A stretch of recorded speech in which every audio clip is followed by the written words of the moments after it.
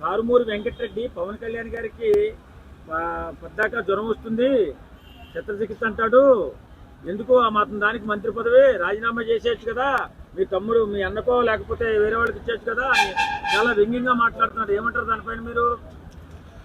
ముందు కారుమూరి వెంకటరెడ్డి, కారుమూడి వెంకటరెడ్డి నీకు మూడింది. ఇప్పుడు ఈ పేరు నేను నానిగాడు, జోగి రమేష్ గాడు, మన రోజక్క, శ్రేయరెడ్డి, ఏంటి శ్యామల, వీళ్ళందరిలాగా నువ్వు ఒకడు తయారయ్యావు. మళ్ళీ ఇప్పుడు అయినా నువ్వు ఆ ఫారెస్ట్లోకి వెళ్ళి వీడియోలు మాట్లాడతావేంటి? నువ్వు బహిరంగ ప్లేసుల్లో మాట్లాడాలి, బహిరంగ ప్రెస్ మీట్లు పెట్టాలి. నీకు ఒక రేంజ్ ఉంది, నీకు ఒక బ్యాక్గ్రౌండ్, ఒక మంచి లీడర్ ఉన్నాడు. నువ్వు ఇవి కరెక్ట్ కాదు. ఇప్పుడు పవన్ కళ్యాణ్ గారు మా నాయకుడిని అనే ముందు ఆలోచించు. ఏదో అంటావు వాళ్ళ నాన్నగారు దీపం దగ్గర, దేవుడి దీపం దగ్గర సిగరెట్ వెలిగించడం కరెక్టే. ఒకనాడు వాళ్ళ అన్ని విప్లవ భావాలు, కమ్యూనిస్టు సిద్ధాంతాలు, సెగువూరే సిద్ధాంతాలు ఇట్లాంటి ఆ ఫ్యామిలీలో ఉండేవి. ఆ తర్వాత తప్పు తెలుసుకున్నారు, అలాగే ఆంజనేయ స్వామిని కొలిశారు, అలా హిందూ తత్వంగా మారారు. దేశం కోసం, ధర్మం కోసం ఆ కుటుంబం అహర్నిశలు పోరాడుతుంది. అర్థమైందా? నువ్వు ఆ కుటుంబాన్ని కూడా విమర్శిస్తున్నావు. ఆ కుటుంబంలో ఎవడైనా కారుమూరు వెంకటరెడ్డి ఎవడైనా చెడ్డవాడు ఒక్కడున్నాడు చెప్పగలవా నువ్వు? అరే ముక్కుకు సర్జరీ చేసుకుంటే తప్ప మీకు? భుజాలు జనాల్లోకి వెళ్ళారు, భుజాలు సర్జరీ చేసుకోవటం, ఆపరేషన్ చేసుకుంటే తప్ప? ఇవి కూడా ఏంట్రా? ఇప్పుడు మన జగనన్న ఎంత నాశనం చేశాడు, వల్లకాటు చేశాడు. ఒక్క రోడ్డు ఉందా? నిజం మాట్లాడదాం. కారుమూరి వెంకట నేను నిజాలే మాట్లాడతాం, అవసరం లేదు. ఇప్పుడు ఎన్ని రోడ్లు వేపిస్తున్నాడు, ఎన్ని చేస్తున్నాడు చూస్తున్నావు కదా. ఇంకా నీకు తెలియదా? పొలాలు పాడు చేస్తుందంటే కర్ణాటక నుంచి వేరుగులు కూడా రప్పించాడు. అర్థమైందా? విశాఖపట్నం, తిరుపతిలో పులులు అంతరించిపోతున్నాయంటే పులులను తీసుకొచ్చాడు. స్కూల్ పిల్లలకి, కాలేజీ పిల్లలకి, హాస్టల్ పిల్లలకి ఎన్నో, ఆఖరికి జంతువుల సంరక్షణ కల్పిస్తున్నాడు. వాటర్ ట్యాంకులు కట్టిపిస్తున్నాడు, కరెంట్లు, నల్లలు.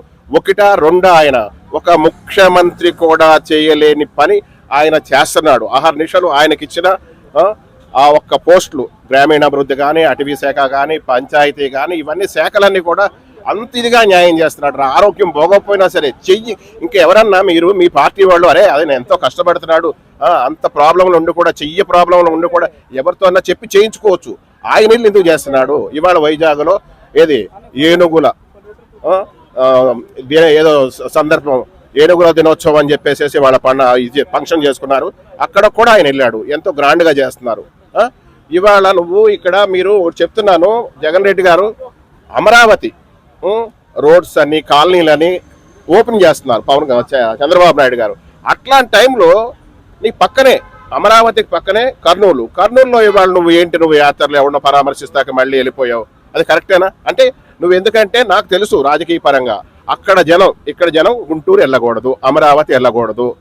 ఈ డైవర్ట్స్ పాలసీ కోసం మొన్న చూసిన అప్పుడు ప్రధానమంత్రి ఏంటి భోగాపురం ఎయిర్పోర్ట్కి వస్తున్నాడంటే నువ్వు విజయనగరం జైలుకి వెళ్ళిపోయావు పరామర్శిస్తాకి. ఇలాంటి మానుకో, కొంచెం తెలివిగల రాజకీయాలు చెయ్యి. ఆనాటి రాజకీయాలు వేరు. అర్థమైందా? ఇప్పుడు ఇది కంప్యూటర్ యుగం.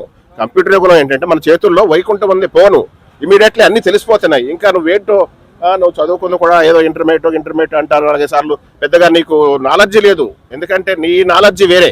అర్థమైందా? ఆ ఫ్యాషనిజాలు, రౌడీజాలు ఇట్లాంటి.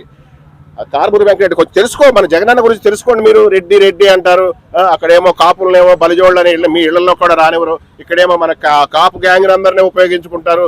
మన జోగి రమేష్ వారి బీసీ అనుకో, ఆయన పేరు నేను నాని కానీ, ఆమగోది రాంబాబు కానీ ఇట్లాంటి వాళ్ళు ఉపయోగించుకుంటారు. ఇవి కరెక్ట్ కాదు.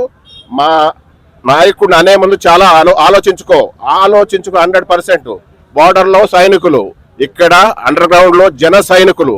నీకు కౌంటర్లో నేను ఎప్పటి నుంచో నీ వీడియోలు చూస్తున్నాను, చాలా ముందు చాలా ఉంటుంది. మీ పార్టీలో ఎవడైనా ఇంతకు ముందు చేశారా?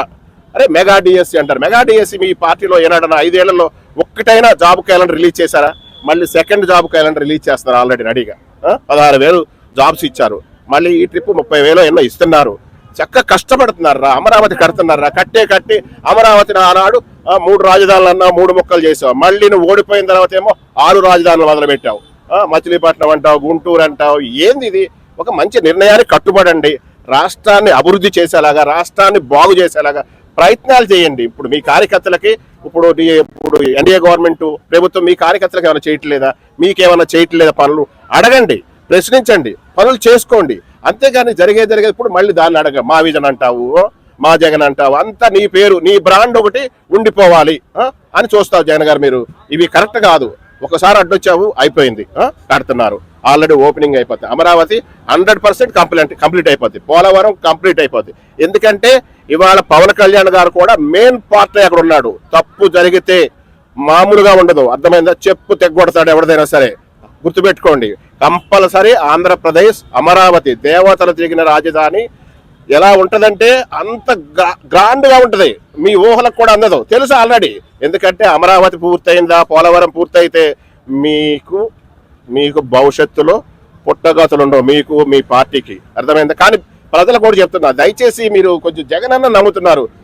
చెల్లికి ఆస్తి ఇవ్వనోడికి, తల్లికి అన్నం పెట్టనోడికి, బాబాయ్ అని చెప్పి మీరు ఎలా నమ్ముతారు? మాట్లాడితే ఆయన బిరుదులు ఎవరికైనా ఉన్నాయా?